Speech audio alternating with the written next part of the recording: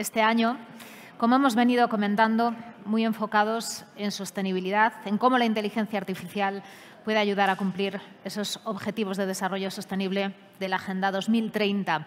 Saludo de nuevo a los que nos encontramos aquí presencialmente. Saludar también a todas las personas que nos siguen a través del streaming, especialmente aquellas que desde Latinoamérica se están incorporando ahora por el cambio horario. También a las personas que nos siguen a través de las redes sociales y los perfiles de Ametic. Recordar ese hashtag IamSummit22. Hemos tenido una primera parte de este summit, de esta jornada interesantísimo. Hemos hablado de sostenibilidad, de salud, de privacidad, de ciberseguridad, muchísimas inquietudes. Ahora por la tarde, les aseguro que no les va a decepcionar, vamos a hablar de justicia, vamos a hablar de talento, de perfiles, de habilidades y, por supuesto, vamos a tener esa segunda edición de los Ametic Artificial Intelligence Awards. Así que mucho que hacer, mucho que comentar a lo largo de las próximas horas, pero vamos a empezar, en primer lugar, hablando de los servicios públicos de justicia, de cómo la inteligencia artificial está ayudando a la transformación, a la digitalización que necesita nuestra justicia. Y para ello tenemos con nosotros a Javier Hernández. Él es el subdirector general de Impulso e Innovación de los Servicios Digitales del Ministerio de Justicia, para el que pido desde ya un fortísimo aplauso. Muchas Así gracias. que, Javier, adelante. Deseando escucharte. Gracias. Hola. Pues buenas tardes a todos. Como ha dicho Leticia, lo primero, agradecer a la organización por darnos la oportunidad desde el Ministerio a comentar un poco lo que estamos haciendo para apoyar la transformación digital de la sociedad desde el punto de vista de la justicia. Y también, bueno, pues agradecer también la presencia de los que estáis aquí y también de los que estáis en línea. La verdad es que tengo varios retos por delante. El primero es que después de la comida conseguir de alguna manera despertaros esa curiosidad por lo que estamos haciendo aquí en justicia. En segundo, intentar condensar en este espacio algo tan complicado como es la realidad judicial unido a la tecnología y convenceros de que eso es posible, pese a todos los clichés que tenemos todos metidos en la cabeza. Tercero, que no se me caiga el micrófono, que me muevo mucho. Y por último, haceros entender o intentar transmitiros lo importante que es la justicia para muchas cosas. Para la cohesión social, para la protección del vulnerable, pero también para la competitividad de nuestro país. Es decir, una justicia eficiente permite que seamos mucho más competitivos, que las empresas no dediquen tantos recursos a tener que invertir o en litigar, a que lo puedan dedicar a invertir, a que esa predictibilidad de la justicia, que seamos capaces de saber qué va a ocurrir cuando pleiteamos, cuando tenemos un litigio, que seamos conscientes de cómo va a funcionar la justicia, que seamos capaces de predecirla, nos proporciona seguridad.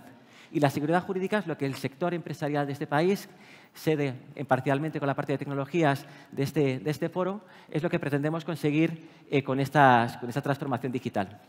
Y esto tiene que ver con que estamos en un punto de partida para la utilización de una manera eficiente de la inteligencia artificial en la justicia. Estamos haciendo algunas cosas y es objetivo de esta charla que intentar transmitiros cómo lo estamos planteando.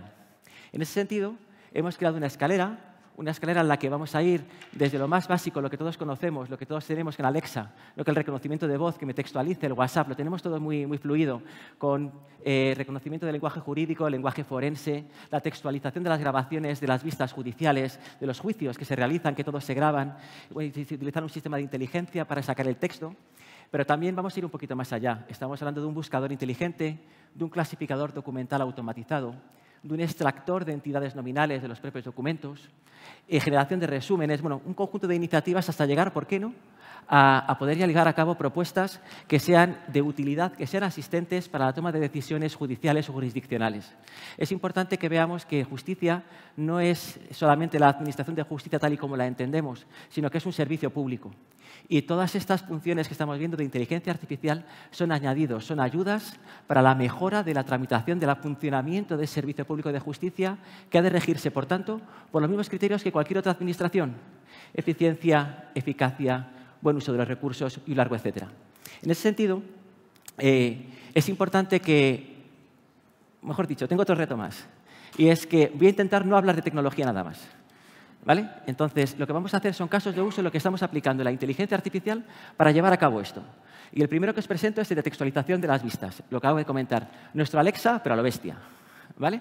Aquí lo que queremos es que cuando tengamos un vídeo de un juicio, pues hay una serie de funciones de inteligencia artificial que realice las labores más complejas que la transcripción, más pesadas, más aburridas, y podamos aportar servicios de valor añadido.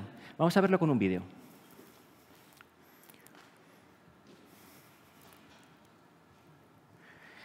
Lo que tenemos aquí es una vista judicial donde el juez o el letrado o el fiscal está viendo lo que ha ocurrido durante el juicio, la grabación.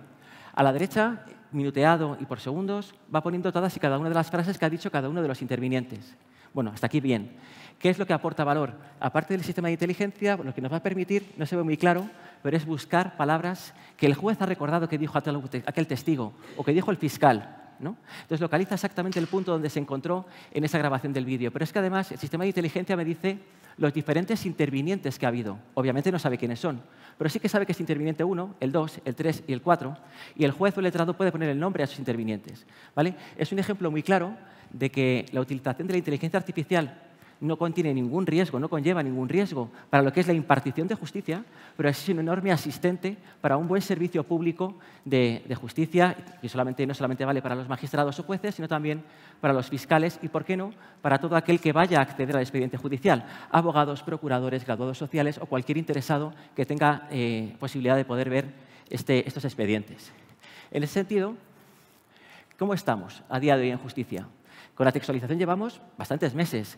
Hablamos de centenares de miles de grabaciones textualizadas y que tienen esta utilidad en su haber. ¿De acuerdo? ¿Pero qué más estamos haciendo? Pues lo que estamos haciendo también es el procesado de lenguaje natural.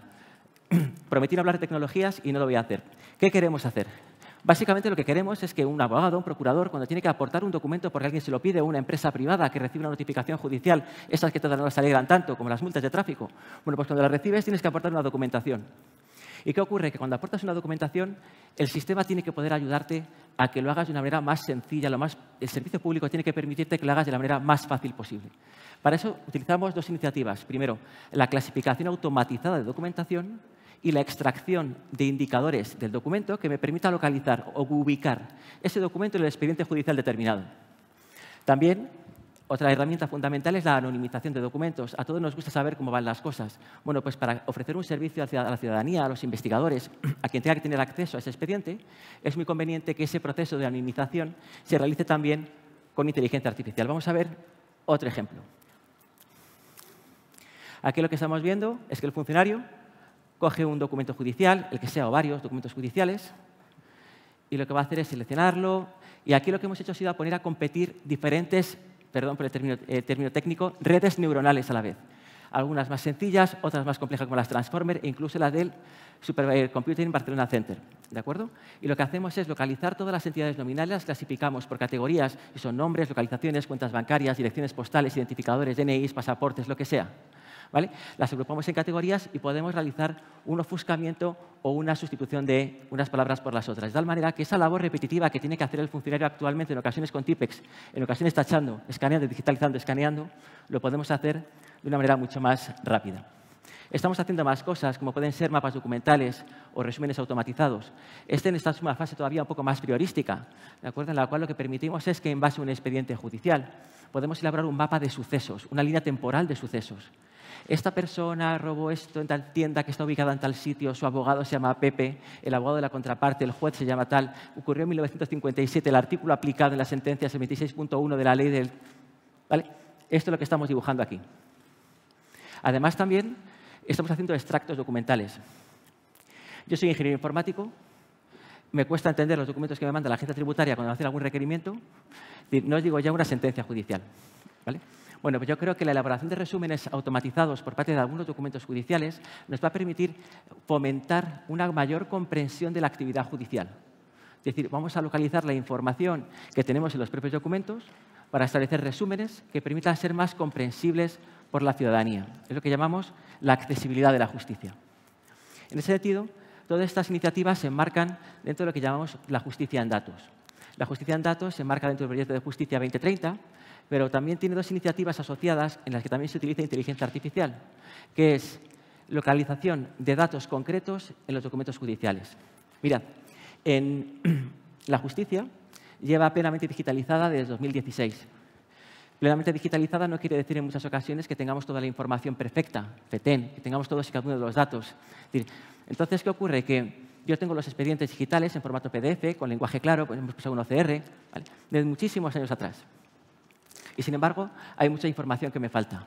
Pues nada mejor que la inteligencia artificial para localizar aquellos datos que me faltan. Y pongo un ejemplo claro.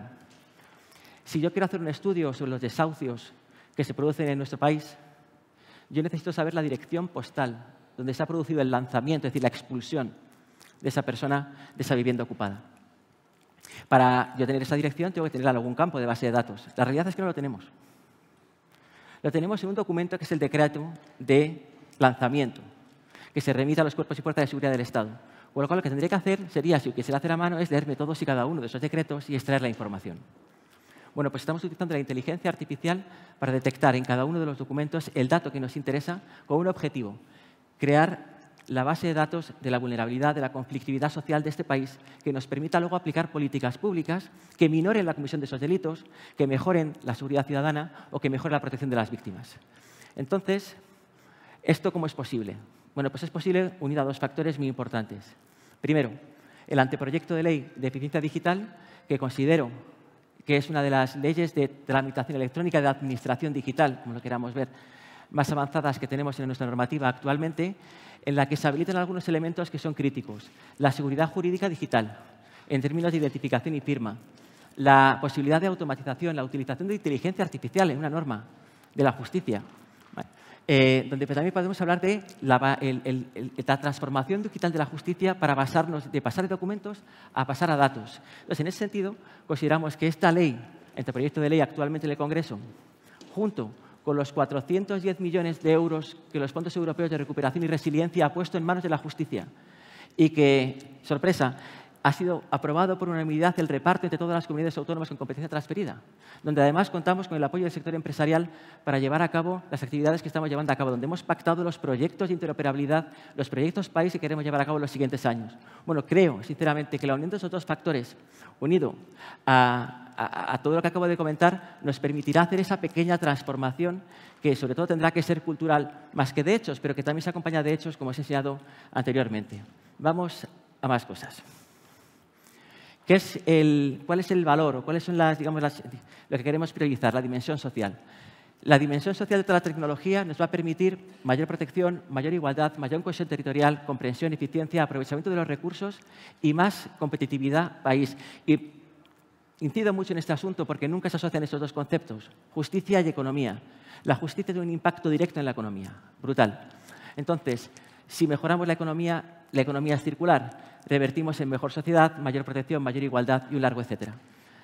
Para ello, desde el Ministerio de Justicia estamos trabajando con las últimas tecnologías en robotización e inteligencia artificial para impulsar el servicio público de justicia y mejorar la calidad de vida del ciudadano, con especial atención a aquellos más desfavorecidos. Esta apuesta por la innovación nos ha permitido dar un salto exponencial con proyectos como la robotización de la cancelación de antecedentes penales en los registros administrativos de apoyo a la actividad judicial. Desde su puesta en marcha, el proceso de robotización logró cancelar en menos de una semana los antecedentes penales de más de 150.000 ciudadanos, lo que equivale a un ahorro de más de 7.000 horas del trabajo de los funcionarios. Este aumento en la productividad y eficiencia de la justicia aporta grandes beneficios al ciudadano, que habiendo cumplido su condena, puede reintegrarse en la sociedad en las mejores condiciones para ejercitar su libertad, respetando y protegiendo sus derechos, dado que la existencia de antecedentes penales puede constituir una sanción añadida, como en estos casos, adopción de medidas cautelares por un juez o la aplicación del agravante de reincidencia, acceso a empleos públicos, obtención de licencias u otras autorizaciones, adquisición de nacionalidad o posesión de derechos cívicos,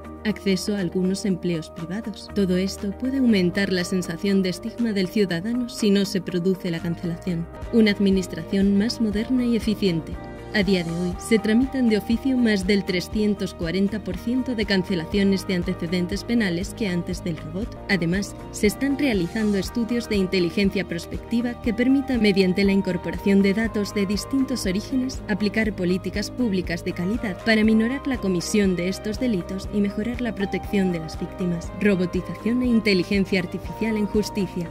Agilidad y eficiencia en el servicio público de justicia para la mejora de la calidad de vida de la ciudadanía.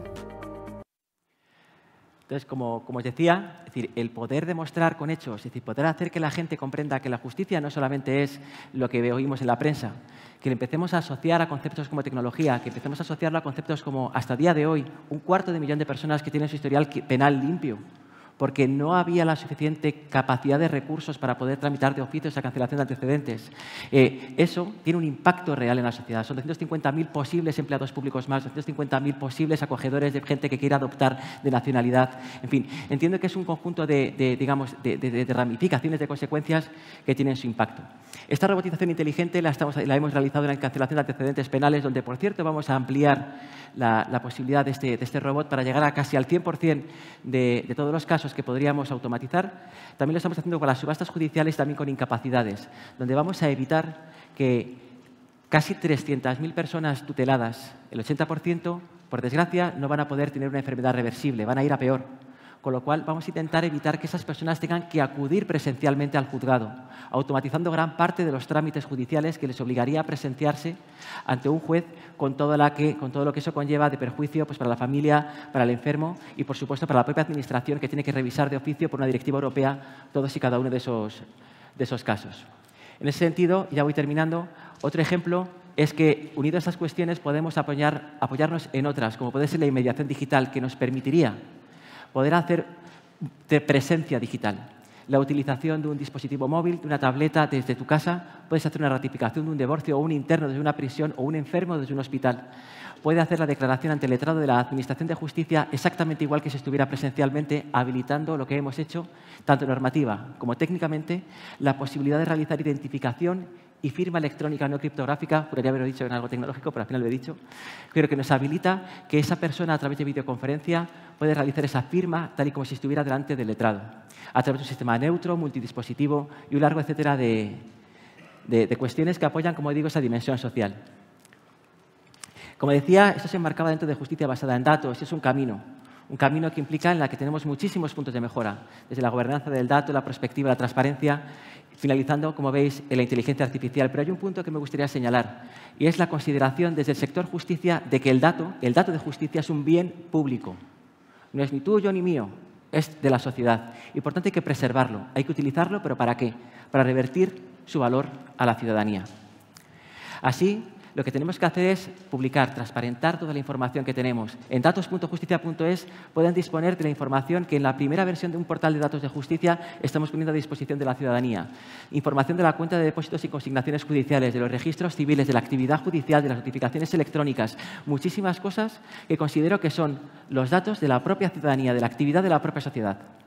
Además, estamos haciendo otros análisis prospectivos, inteligencia artificial, que es como lo llama la Unión Europea, sin que tengamos que olvidar nunca que aunque quizá lleguemos tarde, porque siempre nos ponemos, no, es que llegamos muy tarde, la detección de la inteligencia artificial, de los robots, aunque quizá lleguemos tarde, eso no nos óbice para que lleguemos tarde a los principios, valores y el propio reglamento de la Unión Europea de manera novedosa está llevando a cabo en el territorio de la Unión. Es importante que nos alineemos, porque considero que la justicia ha de ser tecnológica o no será.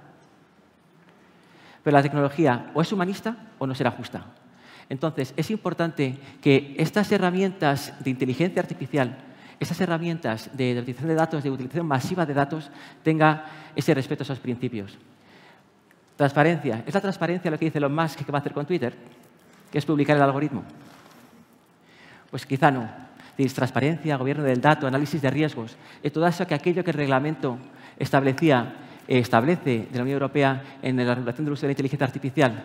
Bueno, en ese sentido, lo que consideramos desde la Dirección General de Transformación Digital es que debemos seguir una serie de principios, y los principios de cuidar que no caigamos en el sesgo de la discriminación, de la responsabilidad y, por supuesto, la transparencia. La transparencia por sí misma no sirve, porque yo, por mucho que publique un algoritmo y publique el código, Yo no, es decir, mi madre no es ingeniera informática y yo, siendo ingeniero informático, tampoco voy a entender el código, ¿vale? Con lo cual, la transparencia no solamente es publicar por publicar, sino acercarlo, ¿vale? Y sobre todo que tengamos un mecanismo de comunicación.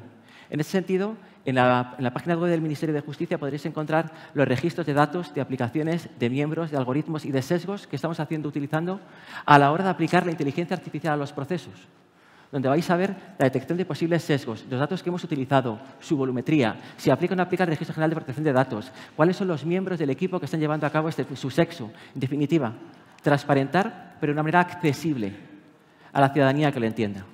Ya voy terminando. Para finalizar, me gustaría poner de manifiesto que, igual que se puso en el Foro de Transformación Digital de la Justicia, celebrado hace justo una semana, los días 20 y 21, también en cooperación con la COE y con el Ministerio de Asuntos Económicos y Transformación Digital, lo importante que es la cooperación. Esto va tan deprisa, si estáis todos de acuerdo, todo esto va tan deprisa que no nos da tiempo a abarcar todo.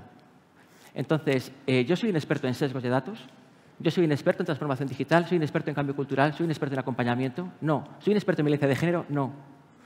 Pero sí que podemos contar con los que sois expertos en tecnologías, los que sois expertos en derecho procesal, los que sois expertos en garantías cívicas, los que sois expertos en la aplicación de la ética, en la utilización masiva de los datos, en el sesgo.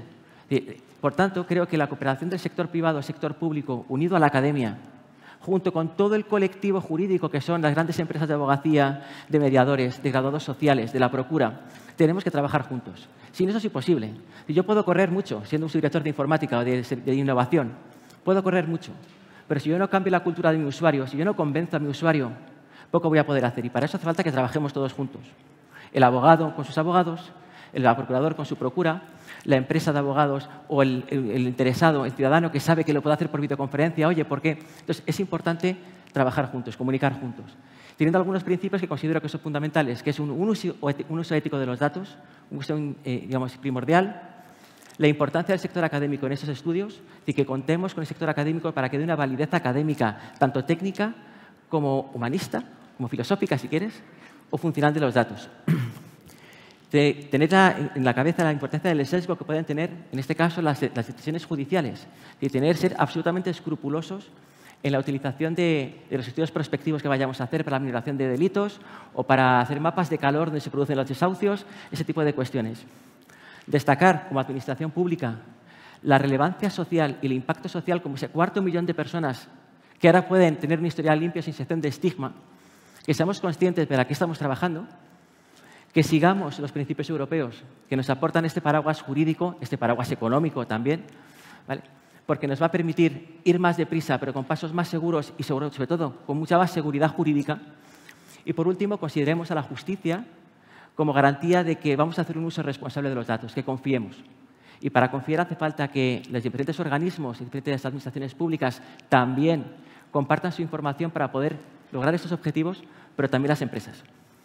También las empresas con Gaia X, como por ejemplo con una cuestión sectorial o con todas las iniciativas que desde la Secretaría de Estado de Digitalización se están llevando a cabo. Y yo creo que es justo mi tiempo, me despido. Muchísimas gracias a todos.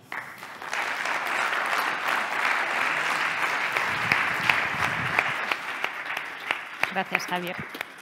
Muchas gracias, Javier Hernández. Nos ha quedado claro y, además, viendo todas las posibilidades de la inteligencia artificial en la Administración de Justicia, desde luego, vemos cómo puede garantizar la igualdad, cómo puede garantizar una mayor seguridad jurídica, cómo puede agilizar procesos. El potencial es enorme.